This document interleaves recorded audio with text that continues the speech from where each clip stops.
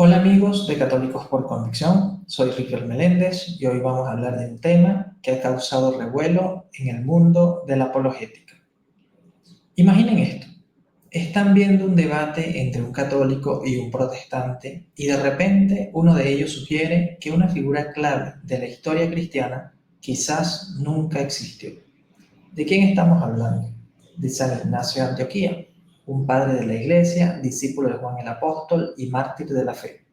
Pero, ¿quién cuestionó su existencia? Nada más y nada menos que James White, un conocido apologista protestante.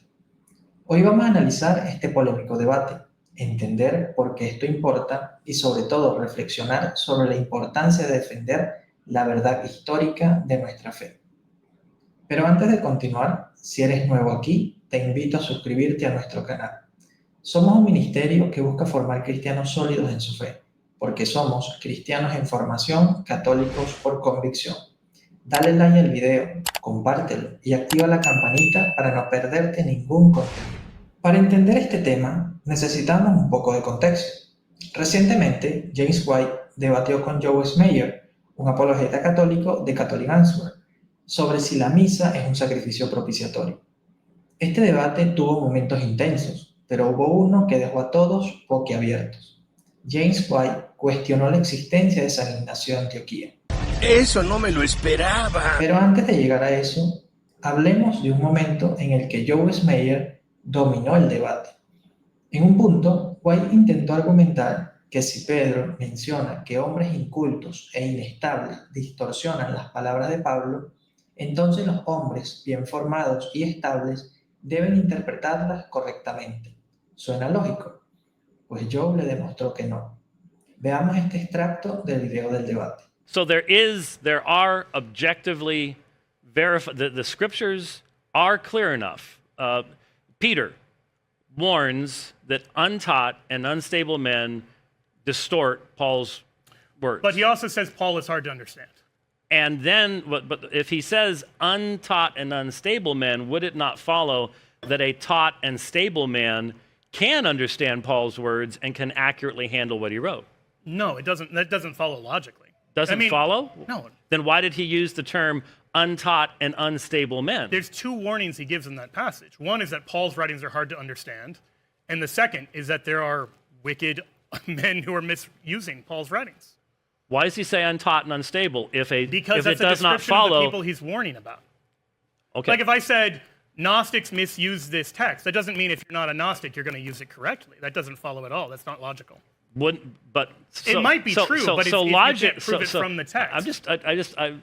I'll use my last minute here, because I'm really not following how you can say it is not logical if Paul introduces the category of untaught and unstable men. Mm-hmm. Does it not follow that taught and stable men can accurately handle the Word of God? It clearly doesn't. If I say idiots are out there honking their horn, that doesn't mean non-idiots aren't honking their horn. That's a logical fallacy. If I say dogs are animals, that doesn't mean non-dogs aren't animals. Like this is literally what you're presenting is a formal fallacy. I can't argue during cross-ex, so I'll have to find a time to point out where that's wrong later. We'll move on. ¿Vieron eso? Joe explicó con paciencia y claridad por qué el razonamiento de White era falaz. Si yo digo, los idiotas tocan la bocina, no significa que los no idiotas nunca la toquen. Es lógica básica. Pero White no parecía entenderlo. Esto nos lleva a preguntarnos, ¿por qué alguien con su experiencia comete errores tan básicos? La respuesta puede estar en lo que viene a continuación. Ahora llegamos al momento más impactante.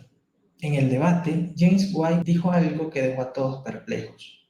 No estoy seguro de que Ignacio haya existido. En serio, San Ignacio de Antioquía, un padre de la Iglesia, discípulo de Juan el Apóstol, autor de 7 cartas y mártir en el año 107 después de Cristo, y White lo pone en duda.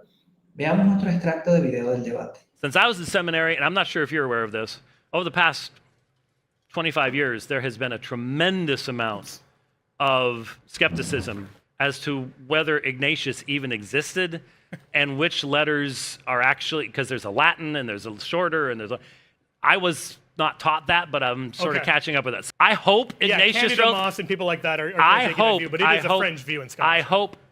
It's becoming the central view. It's becoming the central view. It's becoming the central view. It's becoming the central view. Pero como ven, no se detuvo ahí. Dijo que en los últimos 25 años ha habido escepticismo sobre la existencia de Ignacio y que espera que esta postura se convierta en la visión central. ¿Qué dice la erudición seria al respecto? Vamos a ver.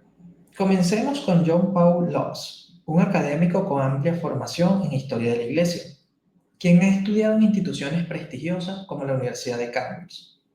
En su libro Ignatius and Concord, publicado en el 2007, Laux señala: en la historia de la erudición sobre los escritos de Ignacio de Antioquía, dos preguntas han perseguido a los eruditos desde la Reforma. ¿Quién fue el autor de estas cartas y cuándo fueron escritas?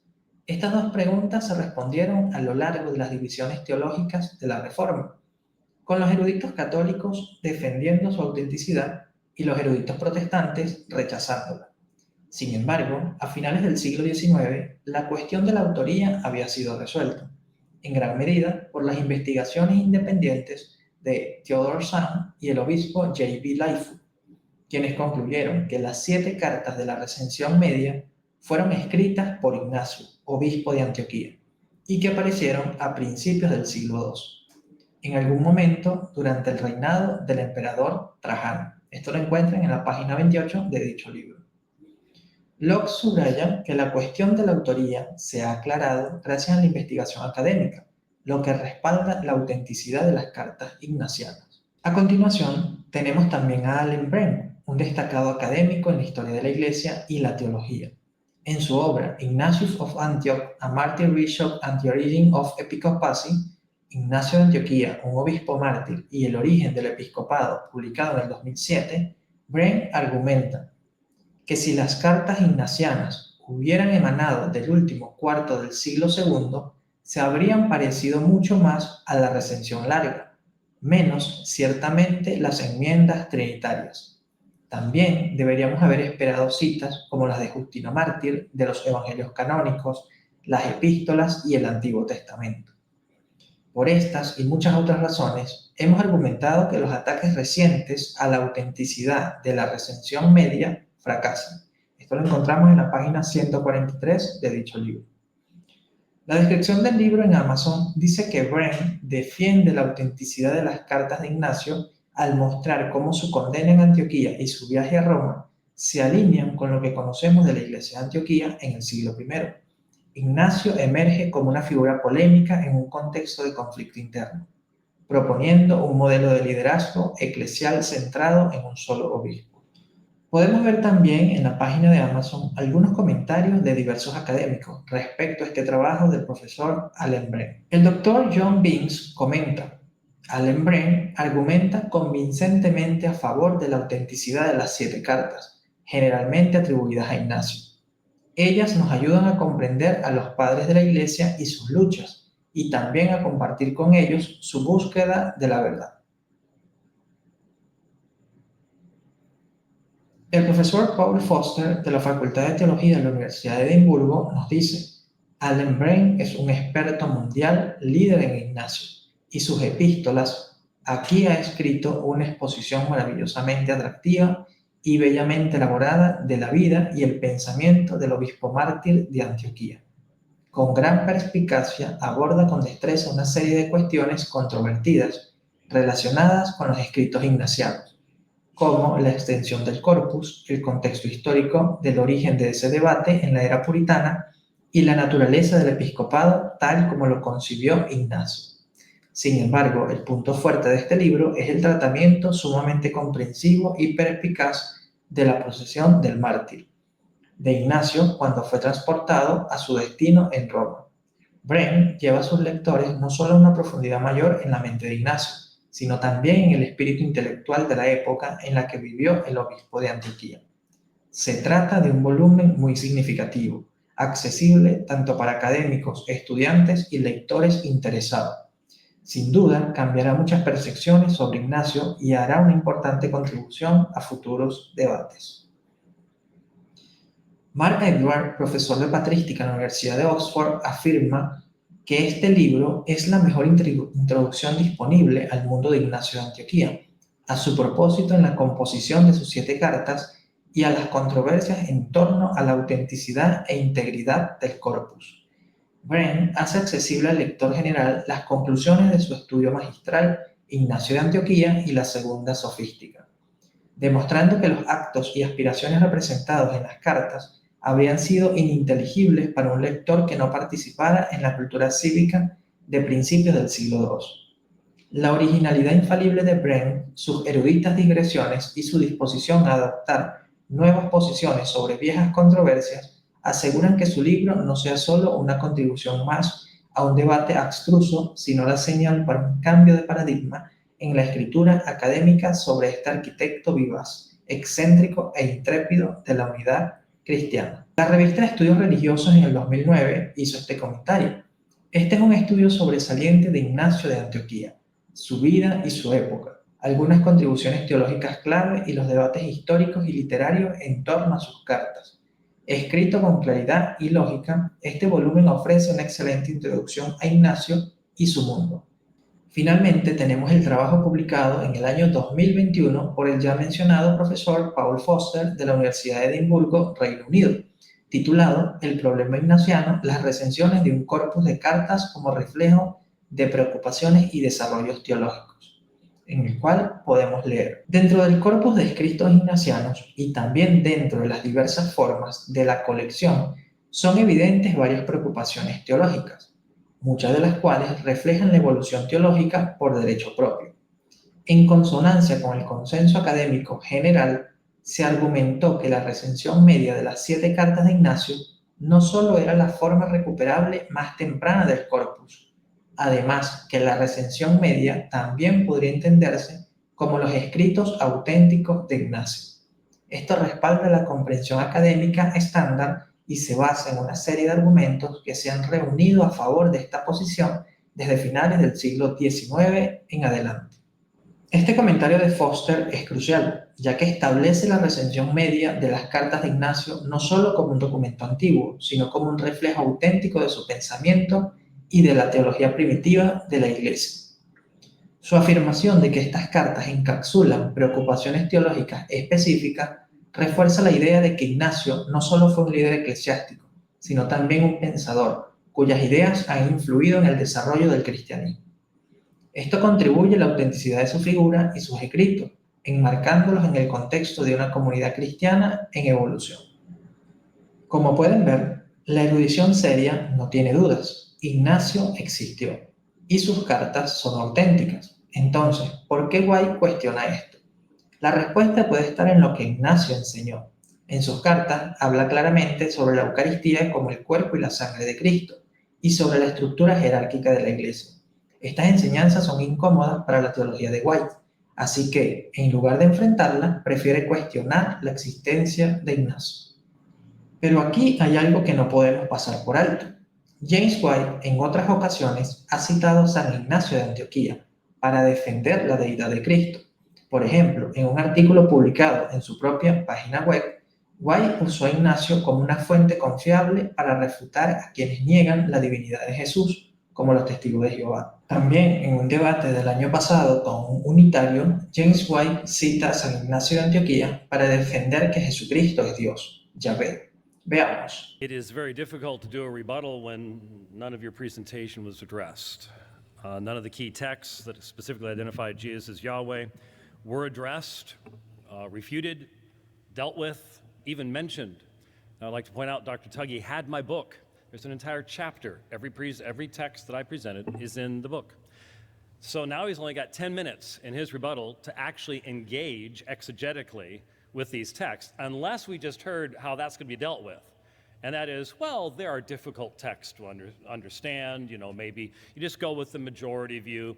No, we need to know why the apostles specifically and purposefully identify Jesus as Yahweh in the highest possible words. And now he's only got 10 minutes to do it in instead of the 25 that he had. Now, I want to mentioned to you, and I think it's very important. It was just said, well, you know, those early centuries, there was no God-man idea. Let me give you two examples that absolutely decimate that falsehood, because it is a falsehood. Ignatius of Antioch, writing to the Ephesians, Here I come. around 108 AD, said the following: there is one physician of flesh and of spirit, generate and ingenerate, God in man, true life in death, both from Mary and from God, first passible and then impassible, Jesus Christ our Lord. That's as close as you're going to get to saying the God-man that I can imagine. And it's in the first generation after the apostles.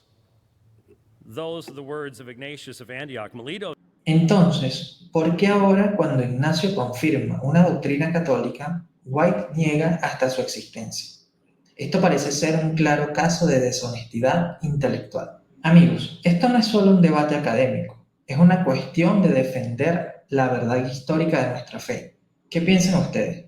¿Es aceptable negar la historia para ganar un debate? Déjenme sus comentarios. Pero esto no es todo. En los últimos años, James White ha tenido varios debates con apologetas católicos, y en muchos de ellos ha quedado en evidencia su falta de preparación y sus contradicciones, como este debate reciente con Joyce Meyer sobre el sacrificio propiciatorio de la misa, o el debate sobre la sola escritura que sostuvo con Alex del canal La Voz de la Razón hace 7 meses, o el que tuvo con Jimmy Akin hace 10 meses también sobre la sola escritura. También debatió con Trent Horn la sola escritura, debate al cual reaccionamos aquí en el canal y al cual les invitamos a ver. Pero un ejemplo claro de lo que decimos es su debate con Trent Horn sobre el purgatorio hace un año. En este debate, White cometió un error grave. Mientras criticaba a los musulmanes por pedir pruebas bíblicas que digan Jesús es Dios, él mismo le exigió a Trent Horn pruebas bíblicas que digan el purgatorio existe. ¿No les parece una contradicción? Como bien señaló el pastor protestante presbiteriano César M. Arevalo en una publicación en Facebook, White se autorrefutó sin necesidad de que Horn dijera algo. Además, Trent Horn no solo presentó argumentos sólidos desde la escritura para defender el purgatorio, sino que también señaló que White nunca presentó su caso bíblico en contra. Como dijo Arevalo, White no pudo hacerlo. Esto es increíble. Y esto no es una opinión aislada. Otros protestantes, como el mismo Arevalo, han reconocido que White ha perdido estos debates. En otra publicación, Arevalo escribió: honestamente, White debe retirarse de las redes. No pudo responder los argumentos de Horn, quien estuvo más preparado y listo a presentar el tema del purgatorio lógica y contundentemente. Esto nos lleva a una pregunta importante. ¿Por qué James White, un veterano en debates, está cometiendo estos errores? ¿Será que la apologética protestante anticatólica está en decadencia? ¿O será que los argumentos católicos son simplemente más sólidos? Amigos, esto no es solo una crítica a White, es una invitación a reflexionar sobre la importancia de la honestidad intelectual y el respeto por la verdad. ¿Qué piensan ustedes? Déjenme sus comentarios. Como han señalado algunos apologetas católicos de habla inglesa, James White está listo para la jubilación. Sus delirios no le hacen ningún favor a la apologética protestante seria. Este caso de James White no es aislado. En los últimos años hemos visto una clara decadencia en la apologética protestante, sobre todo en las redes sociales. ¿Por qué? Porque muchos de estos apologetas, en su afán de contradecir a la Iglesia Católica, terminan negando hechos históricos y evidencias patrísticas, lo cual refleja un anticatolicismo. Un ejemplo reciente es el de Néstor Díaz, conocido como el teólogo responde. Al intentar refutar un texto de San Agustín que publiqué aquí en la comunidad del canal, que muestra claramente que este padre de la Iglesia apoyaba el uso de imágenes para la intercesión de los santos, Néstor prefirió negar la evidencia en lugar de aceptarla. ¿Por qué? Porque admitir que San Agustín apoyaba esta práctica católica sería incómodo para su teología. Esto nos lleva a una pregunta importante. ¿Es aceptable negar la historia y la evidencia en aras de la controversia? ¿Es este el tipo de testimonio que quieren dar al mundo? Es hora de que el protestantismo renueve su compromiso con la verdad y la honestidad intelectual. y abandone las tácticas desesperadas de aquellos que buscan negar la historia en lugar de enfrentarla. Pero la historia no termina aquí. Después del debate, James White intentó excusarse de sus declaraciones sobre San Ignacio. En su cuenta de X, antes Twitter, White escribió: "La discusión sobre los problemas con las recensiones del Corpus de Ignacio es bastante antigua, por supuesto, pero ha avanzado mucho en la última década. Tiendo hacia una visión conservadora de Ignacio, y de hecho, como dije, realmente espero que el Corpus de Ignacio pueda establecerse más plenamente, pero hasta entonces se debe ejercer cierta precaución, mucho más que cuando la posición de la IFUC era predominante. Esto no es erudición marginal, está en el centro de la discusión actual. Lo mencioné simplemente para ser honesto con los datos y cuánto énfasis podemos poner en el material, aunque personalmente me gustaría que Ignacio fuera tan temprano como se ha supuesto, y como yo he supuesto desde mi entrenamiento en el seminario. La honestidad requiere que se use un asterisco. Lamento que Joe haya elegido tergiversarme aquí o malentenderme, o tal vez simplemente no esté familiarizado con el tema en disputa. Me acerqué a él sobre su tergiversación de mí en su declaración final y él se disculpó. Sin embargo, Joe Smeyer aclaró lo que realmente sucedió. En respuesta a un post de Daniel Becchio, quien compartió la captura del comentario de White, Joe escribió: "Para que conste, obviamente, esto no es lo que sucedió. Él interrumpió una conversación que estaba teniendo con dos bautistas curiosos por saber más sobre el catolicismo y me acusó de tergiversarlo en mis declaraciones finales. Sabiendo que no tendría la oportunidad de responder, le dije que no creía haberlo hecho, pero que estaba tratando de responder a las cosas que él había dicho sobre San Ignacio en el contraexamen. Sin embargo, le dije que si lo había tergiversado, de alguna manera lo sentía. Aparentemente, eso fue todo lo que necesitó escuchar para tergiversar la conversación de esta manera". Esto nos muestra cómo White intentó manipular la narrativa después del debate, pero Joe Smeyer dejó claro que no hubo tal tergiversación. ¿Qué piensan ustedes? ¿Es esta una muestra más de la decadencia de la apologética protestante? Déjenme sus comentarios. Amigos, este debate nos deja una lección importante. La apologética no puede basarse en negar la historia o la evidencia. Como católicos, estamos llamados a defender la verdad con honestidad intelectual y respeto por los hechos. Si este video te ha hecho reflexionar, te pido que lo compartas, que llegue a más personas, porque necesitamos más cristianos bien formados, más cristianos en formación, católicos por convicción. Además, si quieres apoyar nuestro ministerio, puedes hacerte miembro en Patreon o contribuir a través de PayPal. Con tu apoyo podremos seguir creando contenido como este y ofrecer cursos de formación católica y artículos de apologética. Los enlaces están en la descripción de este video. Y si te quedó alguna duda o quieres profundizar en este tema, déjala en los comentarios. Estaré leyéndolos y respondiendo. Gracias por ser parte de esta comunidad. Nos vemos en el próximo video. Dios les bendiga.